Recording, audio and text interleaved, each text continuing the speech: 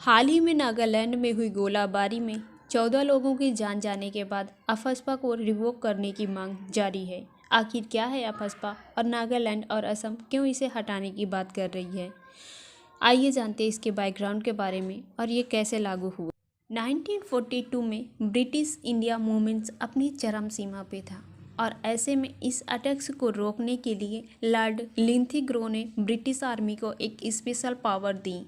इसे arm force special power ordinance के नाम से जाना गया। इसके बाद 1952 में भारत के पूर्वोत्तर राज्य नागालैंड ने जब भारत में जुड़ने से इनकार कर दिया और खुद को इंडिपेंडेंस घोषित कर लिया, तब 1958 में उस पर अफस्पा लागू हुआ। इसके बाद 1970 में मणिपुर, 1997 तक त्रिपुरा में, 1958 से 1990 तक असम में, इसके बाद 1983 में पंजाब में जब खालिस्तान मूवमेंट को रोकने के लिए अफस्पा लागू किया गया था। अफस्पा को लागू करने के लिए राज्य सरकार की भी सहमति होनी चाहिए कि वो क्षेत्र अशांत है या नहीं।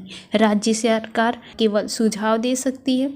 सुझाव को मानने या न मानने की शक्ति राज्यपाल और केंद्र सरकार के पास होती है। अब ये अशांत क्षेत्र क्या होते हैं, इन्हें कैसे डिफाइन किया जाता है, आइए इसके बारे में बात करते हैं।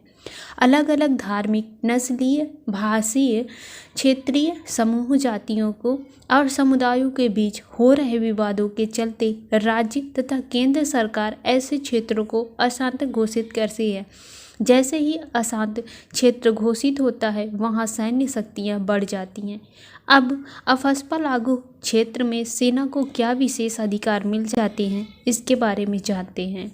अफस्पा लागू होने के बाद हमारे सैन्य अधिकारियों को अफस्पा की धारा 4 के अंतर्गत किसी भी प्रकार की शक्ति का प्रयोग कर सकती है। अधिकार देता है कि वो किसी भी व्यक्ति को बिना वारंट के शक के आधार पर गिरफ्तार कर सकती है और गिरफ्तारी के दौरान वो किसी वाहन में विस्फोटक सामग्री या गैर कानूनी सामग्री ले जाने पर संदिग्ध पाया जाता है तो उसकी चेकिंग करने का भी आदेश होता है।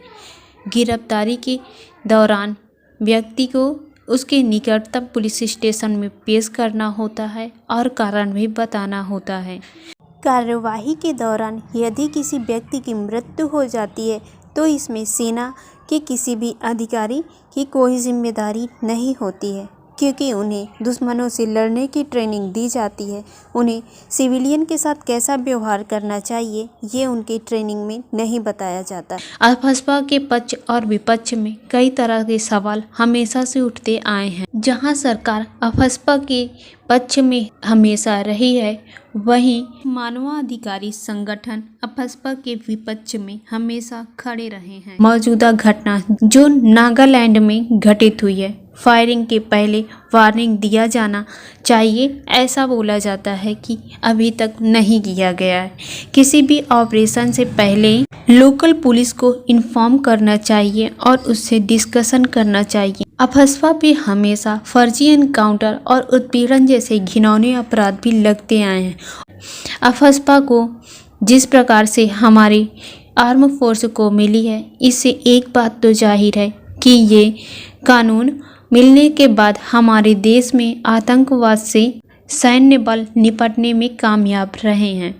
यह कानून देश की एकता और अखंडता को बनाए रखने में सक्षम रहा है। इस कानून से मिले विशेष अधिकारों से हमारे सशस्त्र बलों का मनोबल भी बढ़ा है। अफस्पा आर्म फोर्स को पब्लिक ऑर्डर को मेंटेन करने के लिए बहुत ही पावर दी गई है, इसीलिए कभी कभी इस पे विपक्ष के सवाल भी उठते आए हैं। लागू होने के बाद से ही कई बार तो इसे एक तरह से आर्मी का लाइसेंस ऑफ किल कहा गया है। ऑपरेशन में हुई गोलीबारी से 14 लोगों की मौत हो गई।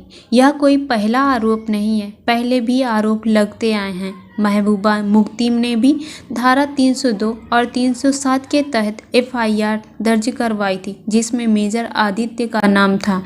सुप्रीम कोर्ट को चुनौती देते हुए रिटायर्ड जनरल कर्नल कर्मवीर सिंह ने कहा था कि अफस्पा के तहत उनके पुत्र पर इस मामले में कोई नहीं की जा सकती है।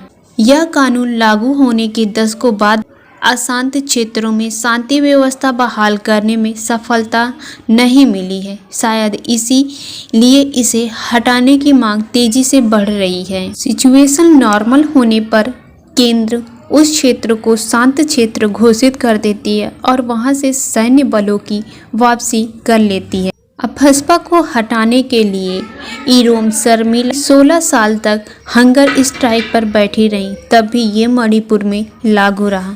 जीवन रेड्डी कमेटी 2005 में आई जो अफस्पा को हटाने की अपील की थी। एससी अपॉइंटमेंट हेड कमेटी, ऐसे ही कई कमेटियां आई जो अफस्पा को हटाने के लिए अपील करती रही। अफस्पा की ये छोटी सी कोशिश रही अफस्पा के बारे में, और आपको ये जानकारी कैसी लगी ये बताना ना भूलें। मेरे चैनल को लाइक करें, सब्सक्राइब करें और ज़्यादा से ज़्यादा लोगों तक शेयर करें। वीडियो को लास्ट तक देखने के लिए थैंक यू सो मच।